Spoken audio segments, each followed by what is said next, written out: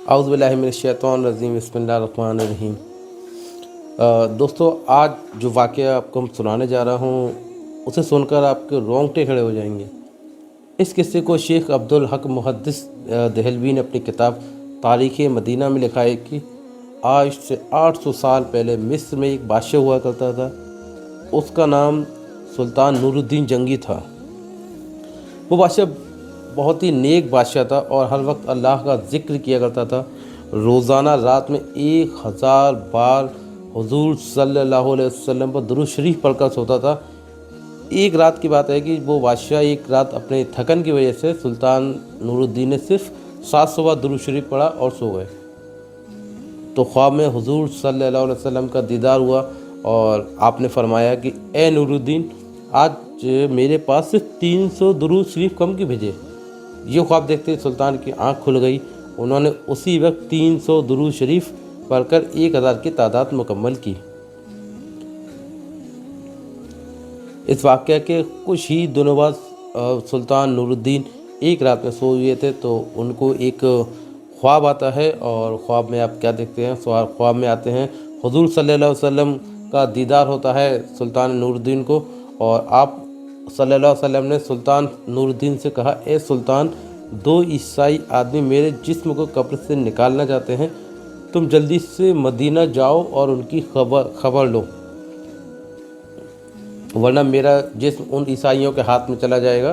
फिर हुजूर सल्लल्लाहु अलैहि वसल्लम ने उन दोनों आदमियों की शक्लें दिखाईं जो उनके जिस्म निकालना चाहते थे। उसी वक्त सुल्तान की आंख खुल गई तो सुल्तान बेचैन उठे कि आखिर ये कैसा ख्वाब था और हुजूर सल्लल्लाहु अलैहि वसल्लम मुझसे क्या कहना चाहते थे। जो सुल्तान नूरुद्दीन थे वो सोच में पड़ गए और फिर सुल्तान नूरुद्दीन बिस्तर से उठे, वज़ू किया और 2 रकात नमाज़ पढ़ी और फिर लेट गए और उनकी आंख लग गई। फिर ख्वाब में हुजूर सल्लल्लाहु अलैहि वसल्लम का दीदार हुआ तो आप फरमा रहे थे कि ए सुल्तान, तुम सो क्यों गए? मेरी बात पर ध्यान दो, जल्दी से मदीना आओ और मुझे इन दोनों ईसाइयों से बचाओ जो मेरा जिस्म निकालना चाहते हैं। सुल्तान नूरुद्दीन फिर घबरा कर उठ बैठे। इस बार भी सुल्तान ने जाकर वज़ू किया और 2 रकात नमाज़ पढ़ी। उनकी आंख फिर से लग गई और वो सो गए। ख्वाब में फिर से हुजूर सल्लल्लाहु अलैहि वसल्लम का दीदार हुआ। आप सल्लल्लाहु अलैहि वसल्लम ने थोड़ा इस बार सख्ती से फरमाया कि ए सुल्तान, जल्दी से मदीना जाओ और मुझे इन ईसाइयों से बचाओ। सुल्तान घबरा कर उठ बैठे और रात में ही अपनी सारी फ़ौज को इकट्ठा किया और कहने लगे कि कुछ न कुछ मामला ज़रूर है। हुजूर सल्लल्लाहु अलैहि वसल्लम की जिस्म मुबारक को कोई ख़तरा है, इसलिए मुझे ख्वाब में बार बार हुजूर सल्लल्लाहु अलैहि वसल्लम का दीदार हो रहा है और आप फरमा रहे हैं कि मदीना आओ और मुझे इन ईसाइयों से बचाइए। तो सुल्तान नूरुद्दीन ने अपना लश्कर तैयार किया और रात में ही अपनी एक फ़ौज के साथ मदीना की तरफ रवाना हो गए। 2 दिनों के सफ़र के बाद सुल्तान मदीना पहुँचे। सुल्तान के वज़ीर जमालुद्दीन ने कहा, ए सुल्तान, अगर आप सीधे लोगों से ये पूछेंगे कि कौन हुजूर सल्लल्लाहु अलैहि वसल्लम का जिस्म मुबारक निकालने की कोशिश कर रहा है तो शायद वो दोनों ईसाई चौकन्ना हो जाएं और हमारे हाथ ना लगें। तो आप एक ऐसा काम करें कि जितने भी मदीने वाले लोग हैं वहाँ पे एक इनाम सबको बांटें और फिर आप एक जगह पे बैठ जाएं और हर इनाम लेने वाले की शक्ल देखें। इस तरह आप उन दोनों ईसाइयों को आसानी से पहचान लेंगे और हमें उन्हें पकड़ना आसान होगा। सुल्तान ने कहा, ठीक है, इसका इंतज़ाम किया जाए। फिर सुबह होते ही पूरे मदीना में ऐलान कर दिया गया कि सुल्तान नूरुद्दीन की तरफ से तमाम मदीना वालों को इनाम बांटने जाएंगे। इनाम तकसीम के वक्त सुल्तान एक कुर्सी पर बैठ गए और वज़ीर जमालुद्दीन लोगों को एक एक करके इनाम देने लगे। सुल्तान हर आने वाले इंसान का चेहरा खूब गौर से देखते, लेकिन उन्हें वो 2 इंसान नज़र नहीं आ रहा जिनकी शक्ल हुजूर सल्लल्लाहु अलैहि वसल्लम ने ख्वाब में दिखाकर सुल्तान से कहा था कि यही वो लोग हैं, यही दोनों लोग मेरे जिस्म को निकालना चाहते हैं। दोपहर का वक्त हो गया, सारे इनाम भी बढ़ गए, लेकिन उन 2 ईसाइयों का ना कोई सुराग मिला, ना ही वो कोई इनाम लेने आए। तो सुल्तान ने मदीना वाले से पूछा कि तुम में से कोई बचा तो नहीं है? लोगों ने कहा, नहीं सुल्तान, सारे लोग इनाम पा चुके हैं, अब मदीना में कोई भी इनाम पाने से नहीं बचा है। सुल्तान ने कहा, नहीं, ऐसा नहीं है, अभी भी 2 लोग बचे हैं, वो मेरे पास हाजिर नहीं हुए हैं। तो लोगों की भीड़ में से एक आदमी ने आगे बढ़कर कहा, हाँ सुल्तान, आप बिल्कुल सही कह रहे हैं। हमारे मोहल्ले में 2 अल्लाह के बड़े नेक बंदे हैं। वो अपने घर से बाहर नहीं निकलते, ना ही किसी से कोई मतलब रखते हैं, सिर्फ नमाज़ पढ़ते हैं और अल्लाह अल्लाह में लगे रहते हैं। और नमाज़ पढ़ने के लिए मस्जिद नबवी में आते हैं और अपने घर में हर वक्त अल्लाह की तस्बीह पढ़ा करते हैं। वो दोनों बड़े नेक ही आदमी हैं और हम लोग की खूब मदद करते हैं और खूब सदका खैरात, बहुत ज़्यादा सदका खैरात देते हैं। तो सुल्तान ने कहा, मैं उनसे मिलना चाहता हूँ। लोगों ने कहा, ए सुल्तान, आप उनसे मिलकर क्या करेंगे? वो दोनों तो बेचारे दुनिया से अलग थलग अपनी इबादतों में लगे रहते हैं, उनको दुनियादारी से कोई भी मतलब नहीं है। इस पर सुल्तान ने कहा कि मुझे उन दोनों पर शक है। वो दोनों तुम सभी को धोखा दे रहे हैं और नेक बनने का सिर्फ नाटक कर रहे हैं और तुम सबकी आंखों में वो धूल झोंक रहे हैं। लोगों ने कहा, सुल्तान, हमारे नेक लोगों के बारे में ऐसी बातें ना करें, वो बहुत अच्छे लोग हैं, हम उनके खिलाफ कोई भी गुस्ताखी बर्दाश्त नहीं करेंगे।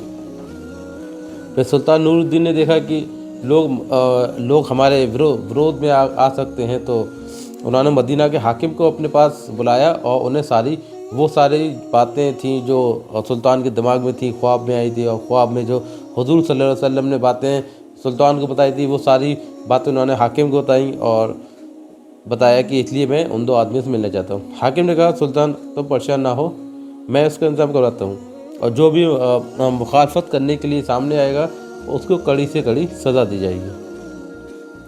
फिर सुल्तान नूरुद्दीन मदीना के हाकिम और उन दोनों आदमियों के घर पहुँचे।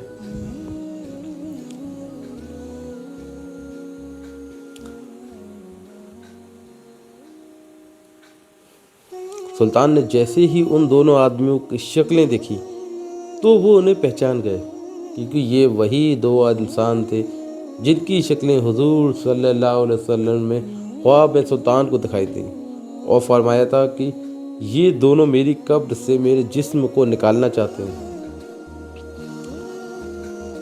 सुल्तान ने उन दोनों से सारी बातें पूछी तो उन्होंने साफ इनकार कर दिया और कहा कि हम तो रसूल सल्लल्लाहु अलैहि वसल्लम से बहुत ज़्यादा मोहब्बत करते हैं, तो इसीलिए हम अपना सब कुछ छोड़ के, अपना शहर छोड़कर मदीना में आके रहने लगे, तो हम ऐसा गंदा काम क्यों करेंगे। सुल्तान ने कहा, तुम सच से बता दो, वरना मैं तुम्हें वक्त सज़ा दूंगा।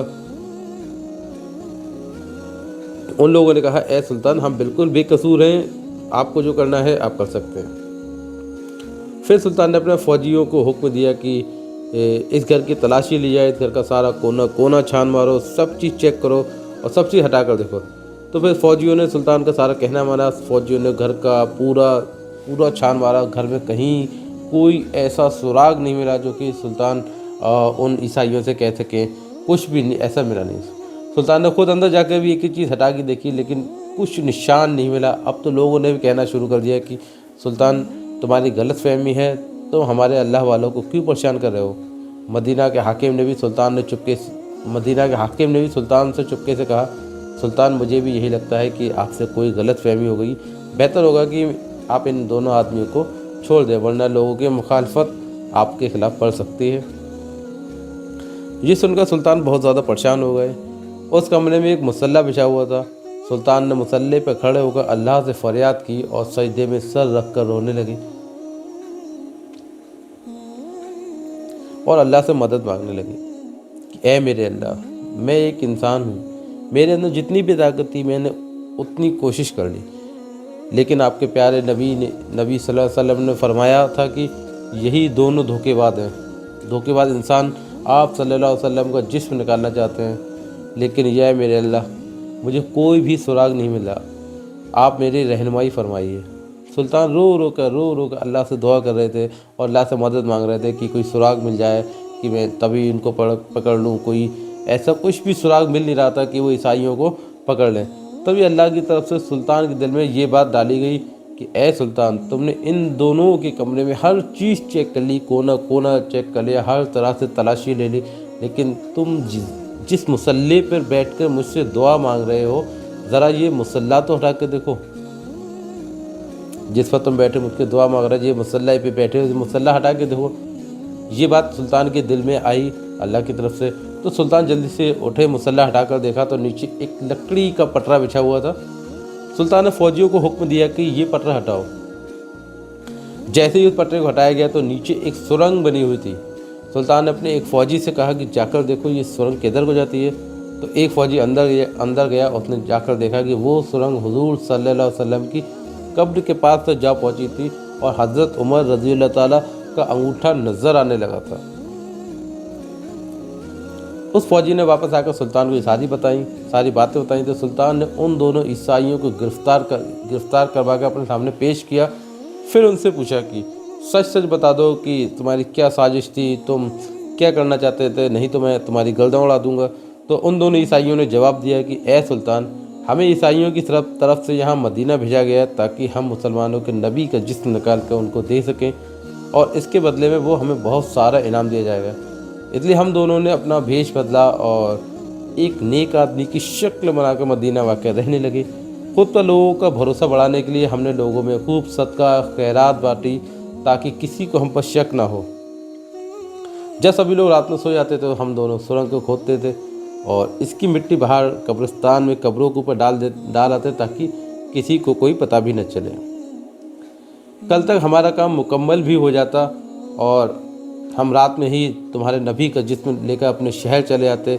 फिर हम ईसाई तुम्हारे नबी के जिस्म के साथ बुरा सलूक करते और तुम मुसलमानों को तकलीफ़ देते। लेकिन पता नहीं कैसे सुल्तान तुम्हें इस बात की खबर हो गई और हमारा सारा प्लान चौपट हो गया। सुल्तान ने आगे बढ़कर उन दोनों के गिरबान पकड़े और बहुत तेज़ उन्हें पीछे धक्का दे दिया। फिर वज़ीर को हुक्म दिया कि इन दोनों को जानवरों के साथ बांधकर पूरे मदीना में घसीटा जाए और फिर इन्हें फांसी की सज़ा दी जाए।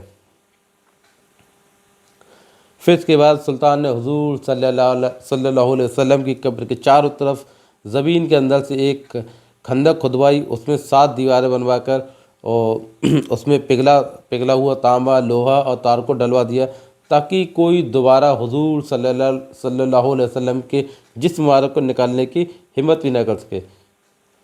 किताबों में लिखा है कि इस वाक़ये के बाद सुल्तान नूरुद्दीन मदीना की गलियों में रो रो कर अल्लाह से कहा करते कि ए अल्लाह, इतनी बड़ी दुनिया में तूने मुझ जैसे फ़कीर को इस अजीम काम के लिए चुना, इस पर मैं जितना शुक्रिया अदा करूं उतना ही कम है। और अगर आपको ये किस्सा पसंद आया और ऐसे ही हदीस सुनना चाहते हैं तो हमारे चैनल को ज़रूर सब्सक्राइब करें और वीडियो को लाइक करें और वीडियो को शेयर करें और कमेंट करके हमको बताएं।